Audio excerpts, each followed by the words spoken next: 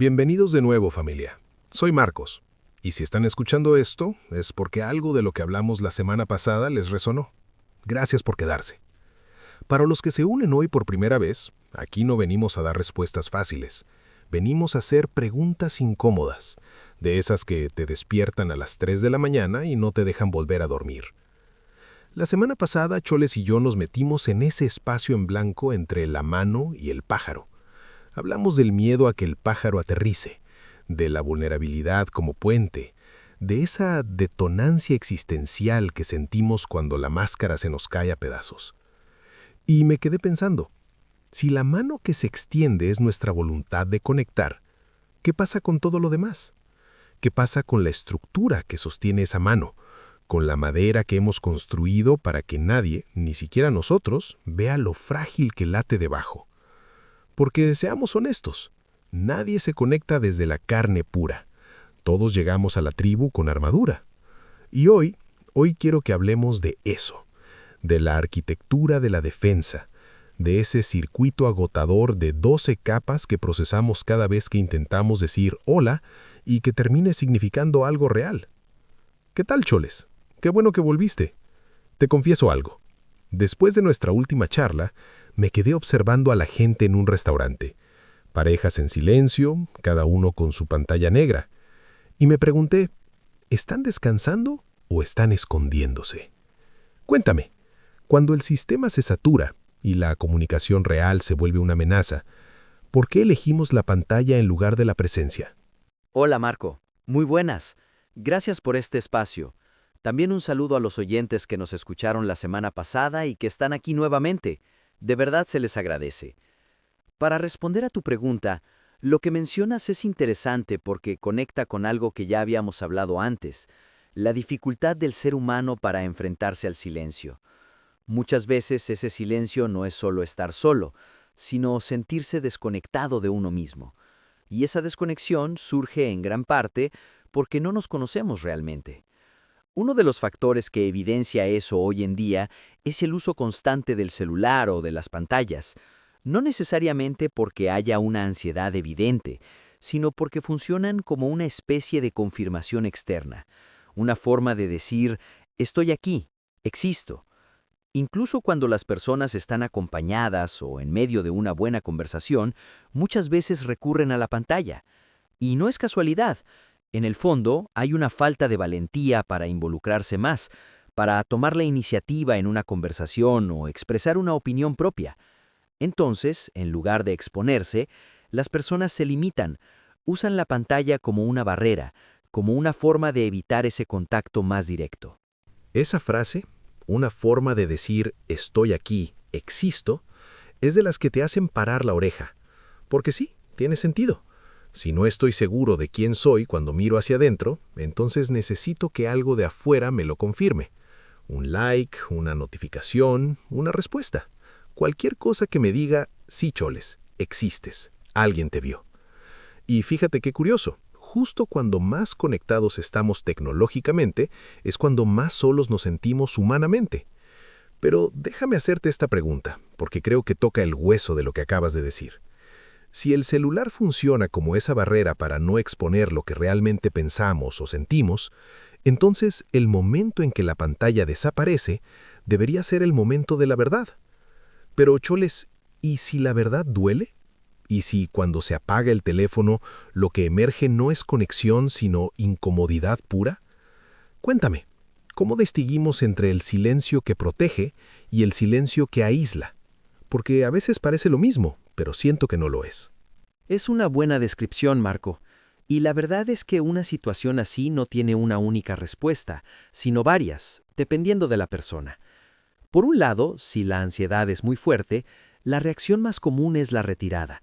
La persona busca una excusa, dice que tiene algo pendiente o simplemente se va para evitar la incomodidad. En otros casos, cuando hay más pena que ansiedad, la persona ni siquiera se atreve a retirarse. Se queda ahí, pero en silencio, observando. Está presente físicamente, pero no participa en la conversación. Ahora, si hay un poco más de disposición social, aparece la valentía de intentar hablar. Puede que al inicio cueste un poco, pero al comunicarse, la interacción empieza a fluir y la confianza va creciendo poco a poco. Sin embargo, también puede pasar lo contrario. Si la persona siente que su opinión no es bien recibida o es criticada, es probable que vuelva a cerrarse, que deje de participar y regrese a un rol más pasivo, de observador. Me quedé pensando en esa imagen de la persona que se queda ahí, pero en silencio, observando. Es como si el cuerpo dijera, sí estoy, pero el alma dijera, no participo. Es una presencia fantasma, ¿no? Y fíjate qué curioso lo que menciona sobre la valentía de intentar hablar, porque, al final, eso es exactamente de lo que hemos estado hablando todo el episodio. La carna intentando brotar de la madera. Cuando alguien, a pesar del miedo, decide abrir la boca y arriesgarse a que su opinión sea recibida, eso no es solo hablar, eso es un acto de soberanía existencial. Es decirle al mundo, aquí estoy, con mis dudas, con mis filtros, pero aquí estoy.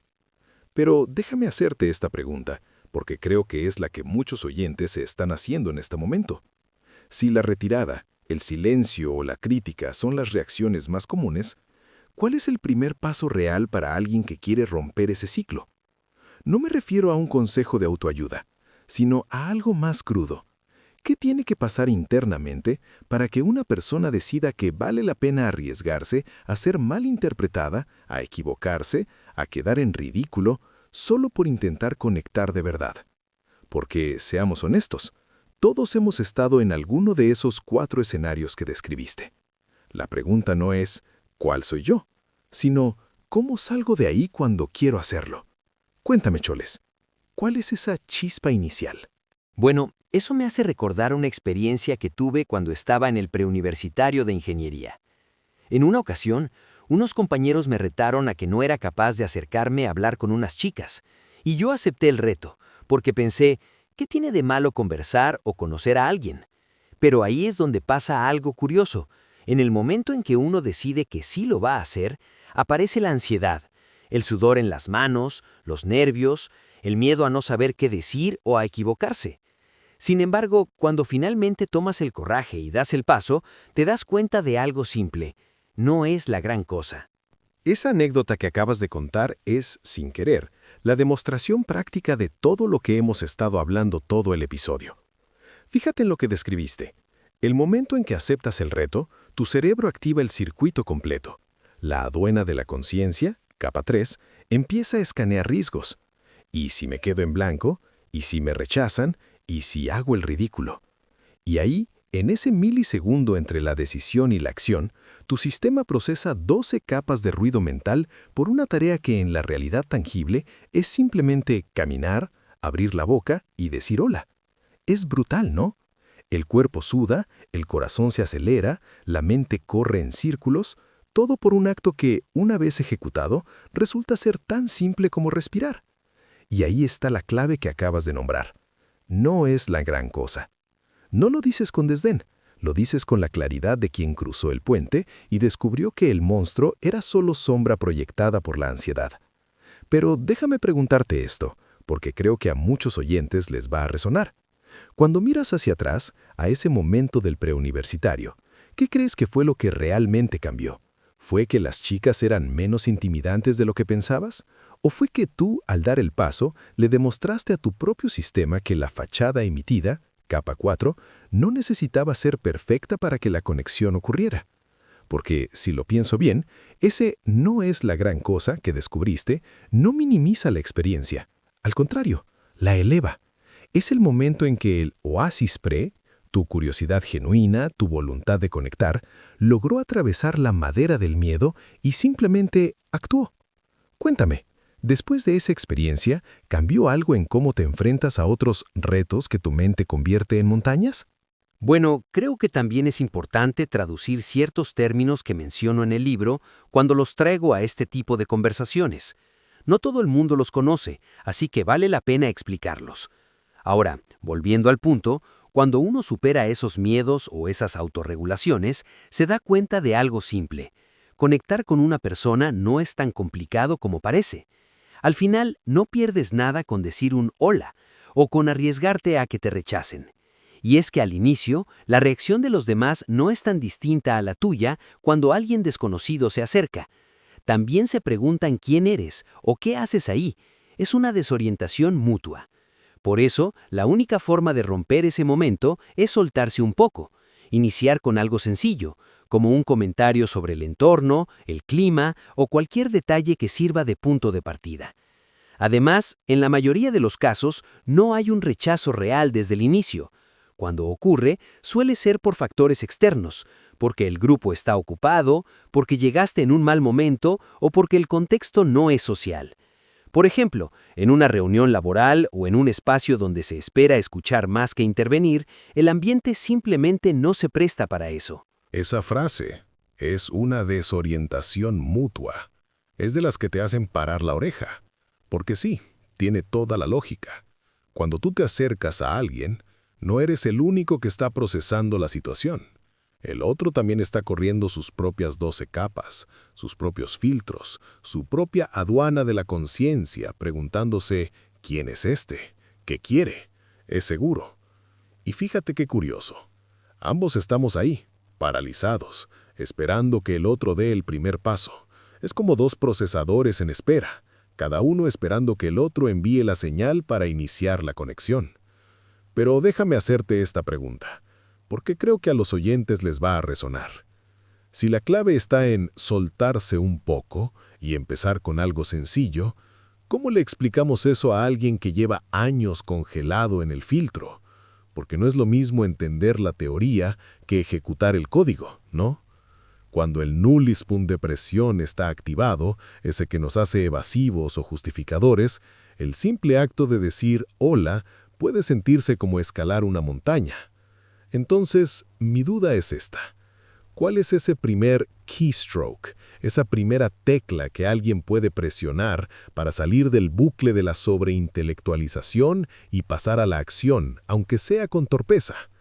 Porque si esperamos a sentirnos listos o seguros, quizá nunca lleguemos. Pero si nos lanzamos sin ningún tipo de calibración, podemos generar más ruido del que queremos. Cuéntame, ¿hay una frase puente, un gesto mínimo o una mentalidad específica que sirva como disparador para romper esa inercia? Y por cierto, antes de que sigamos, mencionaste que querías traducir ciertos términos para que la audiencia los entienda mejor. ¿Cuáles son esos conceptos que sientes que necesitan un traductor en este contexto? Porque yo, como puente entre tu obra y la gente, quiero asegurarme de que estamos hablando el mismo idioma. Bueno, cuando hablo de traducir términos, me refiero a que cada concepto que desarrolle en mis libros debería explicarse de forma sencilla cuando lo traigo a este tipo de espacios. No necesariamente mencionando el término como tal, sino transmitiendo la idea de forma clara para que cualquiera la entienda. Ahora, retomando la pregunta, esto me recuerda a una novela que estoy escribiendo actualmente. Sin entrar en muchos detalles, trata de un grupo de amigos que intenta conseguirle pareja a otro, que es canadiense. Una de las reglas que plantean es curiosa: no pensar. Y claro, eso genera la duda. ¿Cómo ejecutas algo así? Llevándolo a lo que estamos hablando, significa que cuando ya sabes a quién te vas a acercar y tienes una idea básica de qué decir, simplemente actúas sin sobreanalizar. No necesitas un guión perfecto, solo un punto de partida. Puede ser algo tan simple como un comentario del entorno, una pregunta ligera o cualquier excusa natural para iniciar la conversación. La clave está en lanzarse, incluso con nervios. De hecho, eso es algo que viví en el preuniversitario. Como me perdía con frecuencia, usaba eso como excusa para preguntar direcciones, y desde ahí comenzaban pequeñas interacciones. Con el tiempo entendí algo importante. Es más fácil conectar en entornos familiares. Por ejemplo, lugares que frecuentas como una biblioteca o un café. Personas que ves repetidamente, aunque no las conozcas, son mucho más accesibles para iniciar una conversación. No todo tiene que empezar con desconocidos totales. Si tuviera que resumirlo en pasos simples, sería así. Primero, identificar a alguien con quien ya haya cierta familiaridad, aunque sea visual. Segundo, tener una idea básica de qué decir, sin necesidad de planear demasiado. Tercero, actuar sin sobrepensar y simplemente lanzarse. Esa regla de tu novela, el no pensar, es, sin querer, la aplicación práctica de todo lo que venimos hablando. Es como si hubieras escrito un manual de instrucciones para saltarse la capa 3, esa aduana de la conciencia que nos paraliza, e ir directo a la acción. Y fíjate qué curioso, lo que describes con lo de perderse en el preuniversitario no era una excusa, era un puente. Al pedir direcciones no estabas pidiendo información, estabas pidiendo permiso para existir en el espacio del otro. Era una forma elegante de decir, te veo. Me importas lo suficiente como para preguntarte sin la presión de tener que declarar intenciones románticas de entrada. Me quedé pensando en algo que dijiste. Es más fácil conectar en entornos familiares. Eso me hace preguntarte, ¿crees que la familiaridad visual funciona como un permiso silente? O sea, el hecho de ver a alguien repetidamente en la biblioteca o en el café genera una especie de confianza por exposición que baja las defensas de ambos. Porque si es así, entonces la estrategia no sería buscar a la persona perfecta en cualquier lugar, sino frecuentar los lugares donde la persona que buscas también se siente en casa. Cuéntame, en esa novela que estás escribiendo, ¿el personaje canadiense termina entendiendo esta lógica o se queda atrapado en el intento de tener el guión perfecto antes de dar el primer paso? Porque, seamos honestos, muchos de nosotros seguimos esperando el momento ideal para hablar, cuando el momento ideal es simplemente el que tenemos enfrente. Prefiero no profundizar mucho en la novela para no arruinarla, pero sí puedo decir que el final es inesperado. Ahora, retomando la conversación, hay algo importante en lo que mencionas. La frecuencia visual genera una especie de confianza inicial. Sin embargo, ahí aparece un matiz clave. Si alguien intenta coincidir constantemente con otra persona, puede percibirse no como interés, sino como incomodidad o incluso acoso. Entonces, ¿cómo se marca esa diferencia? La clave está en el enfoque. Si estás en un lugar que frecuentas, como una biblioteca o un café, tu atención principal debe estar en lo que tú estás haciendo, no en la otra persona. Por ejemplo, en una biblioteca, realmente estar leyendo, buscando un libro o haciendo algo propio del entorno. No convertir a la otra persona en el centro de tu atención. Porque en el momento en que tu comportamiento gira alrededor de observarla constantemente, se pierde la naturalidad y lo que parecía casual se vuelve evidente. Ahí es donde la confianza inicial se transforma en incomodidad. En cambio, cuando tú estás enfocado en lo tuyo y el contacto surge de forma más orgánica, la interacción se siente mucho más natural. En resumen, no se trata solo de coincidir en espacios, sino de tener una presencia auténtica dentro de ellos sin forzar la situación. Esa distinción que acabas de hacer entre estar presente y estar acechando es de las que separan la conexión genuina de la incomodidad disfrazada de interés. Porque, fíjate, la diferencia no está en la frecuencia, está en la dirección de la atención. Cuando tú estás en la biblioteca leyendo de verdad, cuando estás en el café escribiendo o simplemente disfrutando tu momento, esa energía se siente. Es una señal silenciosa que dice, estoy completo, no te necesito, pero si quieres conectar, aquí estoy. En cambio, cuando la atención gira alrededor del otro, cuando cada movimiento tuyo está calculado para cruzar su trayectoria, aunque no digas nada, el mensaje que llega es otro. Te necesito para validarme. Y ahí, sin una sola palabra, ya se rompió la naturalidad. Me quedé pensando en algo que dijiste. Lo que parecía casual se vuelve evidente. Es curioso, ¿no? Porque el ser humano tiene un radar para lo forzado. Podemos no saber explicar por qué algo nos incomoda, pero lo sentimos. Es como cuando alguien sonríe demasiado. No es la sonrisa el problema, es que se nota el esfuerzo detrás. Entonces, mi pregunta es esta. Cuando uno está trabajando en sí mismo, leyendo tus libros, haciendo el ejercicio de conocer su oasis calibrando su molde, ¿cómo se distingue entre estar listo para conectar y estar tan enfocado en uno mismo que se vuelve indiferencia? Porque a veces, de tanto proteger la propia energía, uno termina construyendo un muro en lugar de un puente. ¿Dónde está esa línea fina entre la soberanía y el aislamiento? Cuéntame, porque creo que ahí es donde muchos se pierden. Quieren ser auténticos, pero terminan solos, o quieren conectar, pero terminan forzando. ¿Cómo se encuentra el equilibrio sin caer en ninguno de los dos extremos? Para que te hagas una idea, yo mismo estoy en ese extremo de una persona que se enfoca tanto en sí misma que termina aislándose. He pasado tanto tiempo intentando entenderme, quererme y trabajar en mí que he dejado de lado la experiencia de conectar con otras personas. Sin embargo, darme cuenta de eso también me sirve. Me ayuda a no seguir repitiéndolo y al mismo tiempo a advertirle a otros que no caigan en el mismo extremo. Porque al final, el problema no es enfocarse en uno mismo, sino llevarlo a un punto obsesivo, donde se convierte en aislamiento. La clave está en encontrar un equilibrio. Por ejemplo, puedes estar en un café o en una biblioteca, tranquilo, enfocado en lo tuyo, leyendo o simplemente observando el entorno. Pero hay momentos en los que surge algo distinto, cruzas miradas con alguien o sientes un impulso de hablar. Y aunque normalmente no recomendaría actuar por impulso, en este tipo de contextos es diferente. Ahí ese impulso puede ser una oportunidad. Es una pequeña señal de apertura que puedes usar como punto de partida para acercarte. Algo simple, una pregunta ligera o un comentario espontáneo puede ser suficiente para iniciar.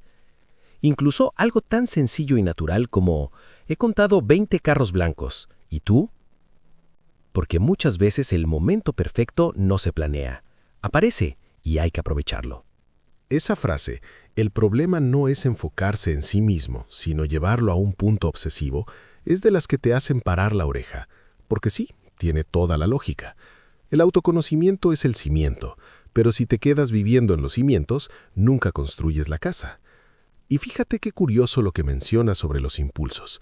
Normalmente nos enseñan a controlarlos, a racionalizarlos, a pensar antes de actuar. Pero en el contexto de la conexión humana, a veces el impulso no es un enemigo, es una brújula. Ese ejemplo que das, he contado 20 carros blancos, ¿y tú? Es perfecto.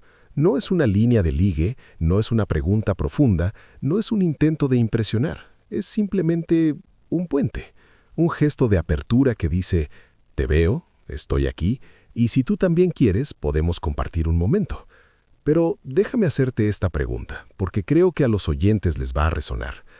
Cuando surge ese impulso, esa mirada, esas ganas de hablar, ¿cómo distingues entre el impulso que es apertura genuina y el impulso que es solo ansiedad disfrazada de conexión?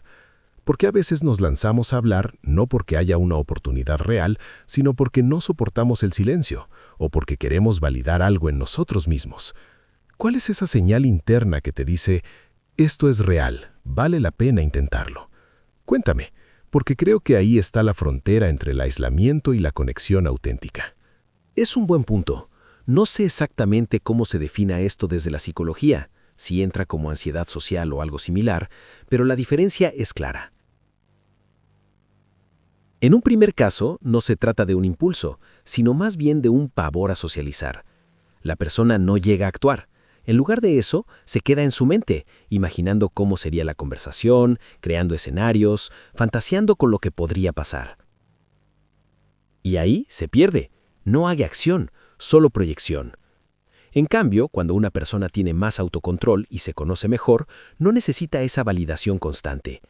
Lo que aparece no es fantasía, sino un impulso más simple y directo, el deseo genuino de iniciar una conversación. No hay tanta historia mental detrás, solo una incomodidad ligera, natural, que viene con el hecho de acercarse a alguien. Y esa es la diferencia clave. La fantasía te mantiene quieto, atrapado en tu cabeza. El impulso, en cambio, te mueve a actuar. Son matices parecidos desde afuera, pero completamente distintos en la práctica. Uf, choles, ahí le diste justo en el nervio. Esa distinción que acabas de hacer entre la fantasía que paraliza y el impulso que mueve es de las que te hacen parar la oreja. Porque sí, desde afuera se ven iguales. La persona callada, la persona que duda, la que no da el paso, pero por dentro son universos opuestos. La fantasía es un laberinto sin salida. Te hace creer que estás preparándote, que estás visualizando el éxito, cuando en realidad solo estás ensayando el miedo. Es como escribir un guión completo de una película que nunca se va a estrenar. En cambio, el impulso, ese es más honesto, más humano. No viene con historia, no viene con justificaciones. Viene con una incomodidad ligera, sí, pero también con una claridad. Quiero conectar, quiero decir algo, quiero ver qué pasa. Y fíjate qué curioso, esa incomodidad natural que mencionas no es el enemigo, es la señal de que estás saliendo de tu zona de confort, de que estás arriesgándote a ser visto. Es el precio de la autenticidad. Pero déjame preguntarte esto, porque creo que a los oyentes les va a resonar. Cuando alguien está atrapado en la fantasía, en ese bucle mental de ¿y si digo esto? ¿Y si me responde así? ¿Cuál es el primer movimiento real para salir de ahí? Porque no basta con decir, deja de pensar y actúa. Eso es como decirle a alguien que se está ahogando, nada. La pregunta es, ¿cómo se agarra uno de la primera tabla? ¿Es un cambio de enfoque? ¿Una pregunta más pequeña? ¿O es simplemente aceptar que la incomodidad va a estar ahí, con o sin fantasía, y decidir moverse igual?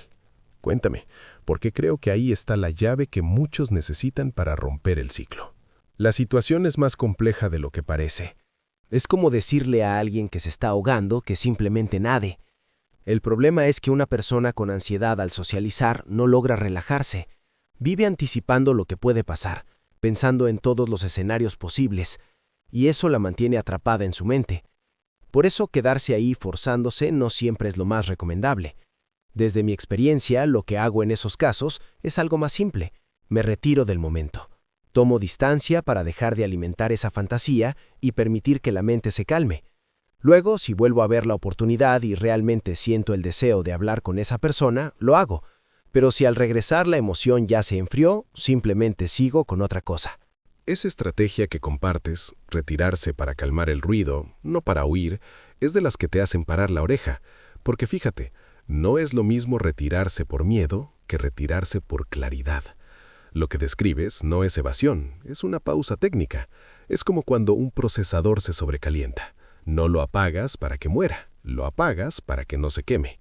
Y ahí está la clave que muchos no ven, la diferencia entre no actuar por ansiedad y no actuar por falta de deseo real.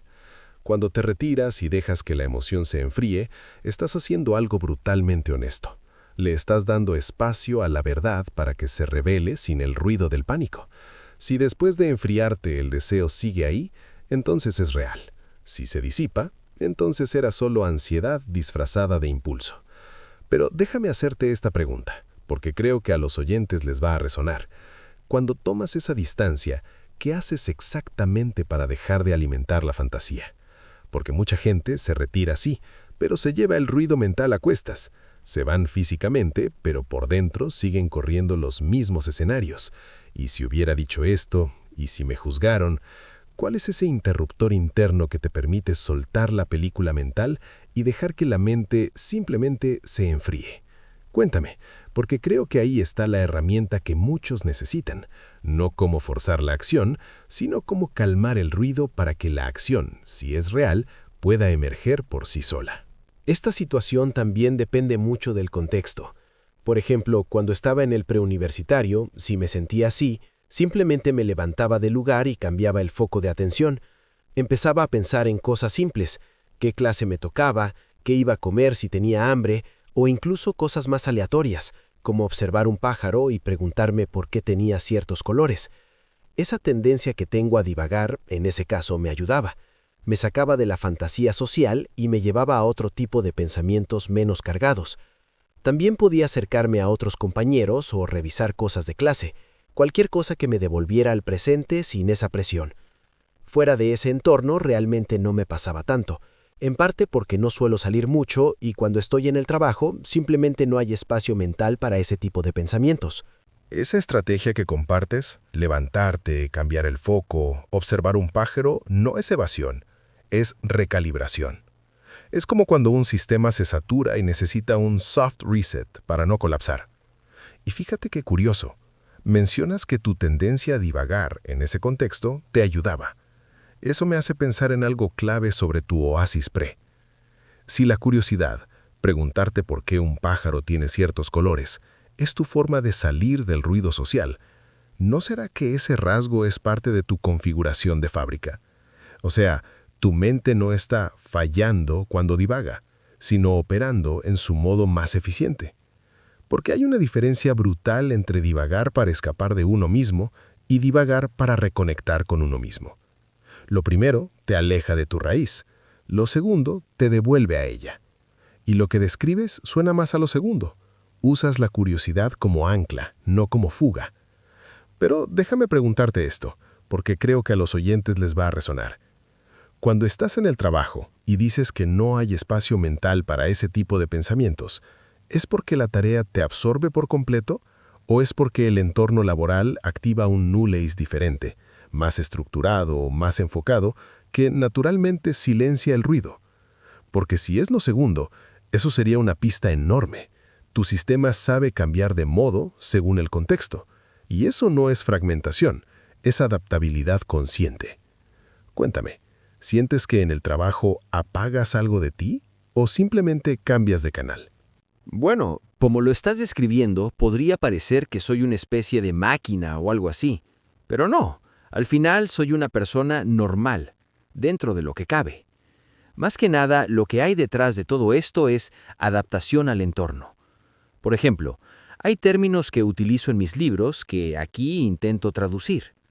Cuando hablo de esencia, me refiero a la personalidad base de la persona, a eso que define cómo es realmente. En mi caso, la curiosidad hace parte de esa esencia. Es algo natural en mí, forma parte de cómo estoy configurado. Y luego está en lo que mencionábamos antes, las máscaras sociales. Por ejemplo, en mi trabajo, tengo una que me permite socializar mejor con los clientes y ofrecer un buen servicio. Después de tanto tiempo trabajando como mesero, esa adaptación se volvió más natural. No es algo forzado, sino una forma de ajustarme al entorno.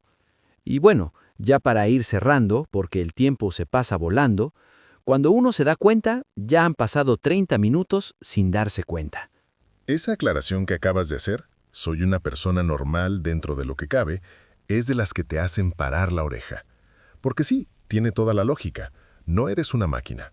Eres un ser humano que ha aprendido a nombrar lo que todos sentimos, pero pocos pueden articular.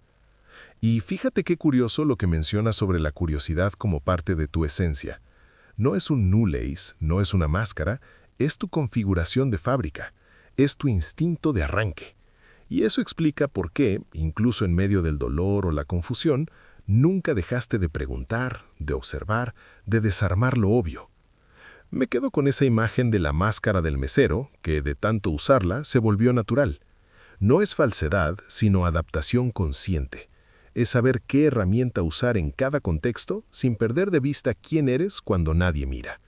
Y sí, el tiempo vuela cuando la conversación es real. Bueno, para ir finalizando, ya veo que nos extendimos y no tenemos todo el día, pero me fascinaría seguir. Choles, de verdad, gracias por aclarar estas dudas, por traducir lo complejo en algo cercano, por recordarnos que detrás de toda teoría hay una persona que simplemente está intentando entenderse. Y a ustedes que nos escuchan, si algo de lo que hablamos hoy les resonó, guárdenlo, no lo fuercen, déjenlo respirar. En el próximo episodio vamos a profundizar en eso que Choles llamó esencia. ¿Cómo distinguimos lo que realmente somos de lo que el mundo nos pidió ser? ¿Y qué hacemos cuando esas dos cosas chocan? Soy Marcos, me despido, los quiero mucho.